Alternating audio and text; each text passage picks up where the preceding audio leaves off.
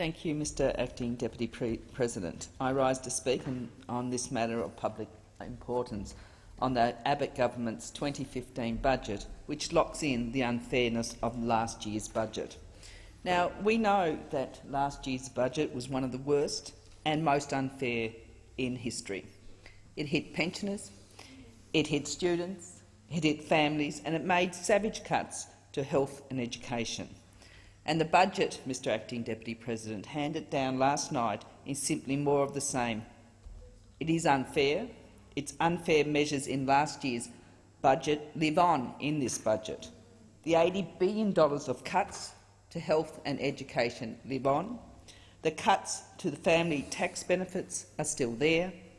The $100,000 university degrees are still there. And the unfairness remains at the core of this latest budget. The language, Mr Acting Deputy President, may have changed, but the cuts remain. In the last budget, we were told that the family tax benefits had to be cut because we had to repair the budget and get the budget back to surplus. Now we are told by the government that the cuts to the family tax benefits are needed to fund the childcare package.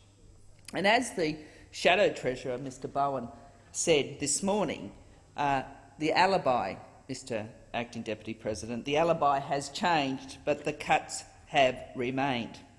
The Abbott Government's second budget simply locks in the unfair cuts to family payments that were made the first time around.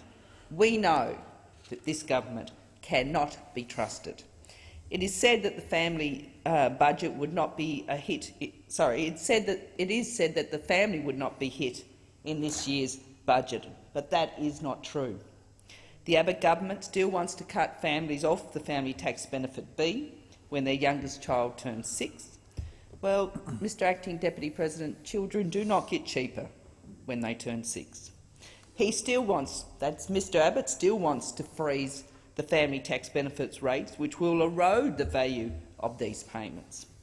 For example, a single-income family of $65,000 a year with 2 children at school will be $6,000 a year worse off. The large family supplement will be abolished, and the low-income supplement will also be abolished. These cuts, Mr Acting Deputy President, are still in the budget, and these cuts will have a huge impact on the lives of low and middle-income Australian families. They will hurt millions of families across the country, and I can assure you that Labor will continue to oppose these cuts. And to add insult to injury, Mr Acting Deputy President, Mr Abbott wants to rip a further $967 million from the paid parental leave in a new cut that will push around 80,000 mothers, around about 80,000 mothers off the PPL, leaving them up to $11,500 worse off. This will also leave them with less time with their babies in the early years of their child's life. One of the most unfair and cruelest cuts in the Abbott Government's first budget was to move to force job seekers to live on nothing for 6 months. His second budget will leave job seekers under the age of 25 with nothing to live on for 1 month. This is unfair and will continue to hurt young Australians who are struggling to make ends meet.